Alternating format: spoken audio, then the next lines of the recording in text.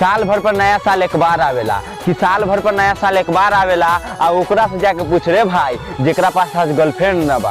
अपनी तो कोई गर्लफ्रेंड ही नहीं है, कैसे मनेगा नया साल। आज हर के वो अपना जान के गिरिडीन काट देत बा कि आज हर के वो अपना जान के गिरिडीन काट देत बा। आ का कही रे भाई आज हमरा गिरिडीन काट के जगह पे शादी के कार्ड मिलत बा। तो हर शादी होता है तत्काल में, जइबू ससुरा रोवा के नया साल में। काहे दिलाबा तू हमसे लगहिलू